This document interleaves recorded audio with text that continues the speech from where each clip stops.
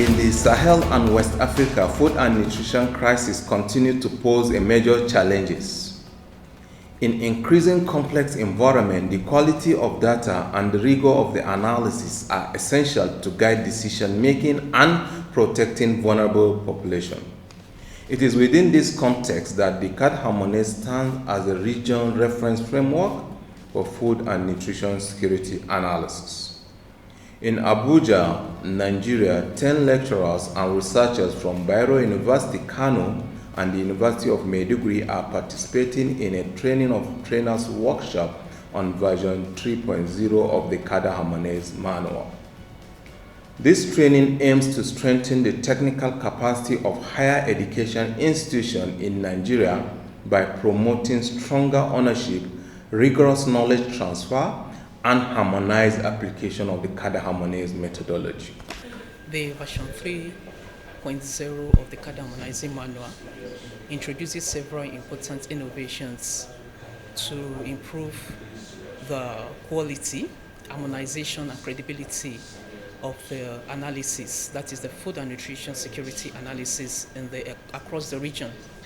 So we are currently anchoring a program as part of the sustainability of the Cadre Harmonisé program to institute a program called Masters in Food and Nutrition Security Analysis.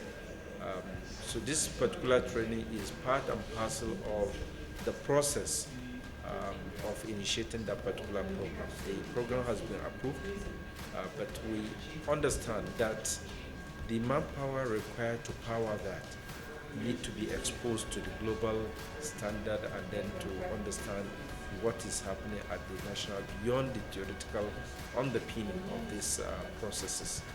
So technically, this program has given us the wherewithal of understanding how we collect data. Training lecturers and researchers means investing in sustainability of the Cadre Harmonisé. It strengthens the scientific rigor of food and nutrition security analysis. It bridges the gaps between academic research and operational needs. And above all, it contributes to more informed decision making for prevention and management of food and nutrition crisis. Integrating the Cadre Harmonisé into the university curriculum will give room for a dynamic curriculum, shifting away from the traditional academia to the demands of the modern day workforce. Students will be integrated into the system globally to understand what is happening and then develop themselves. Cadre Harmonisé should be expanded to other universities in Nigeria, especially University of Maiduguri, because this would help us come up with students that will have practical knowledge of food security assessment, nutrition assessment, and the monitoring tools. So this is very important. And then I believe the implementation can be done using partnership or collaboration with stakeholders, the government at federal level or at state level, the international NGO or local NGOs, and also the university itself by narrowing it down to faculty level and department level. The Cadre Harmonisé is more than an analytical tool. It is a common language, a regional reference framework, and a key driver for strengthening food and nutrition security.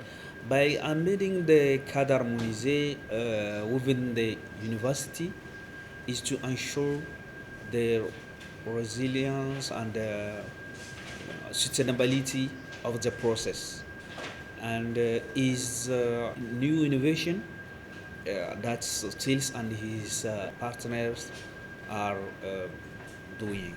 So, as you know, the universities are the key producer of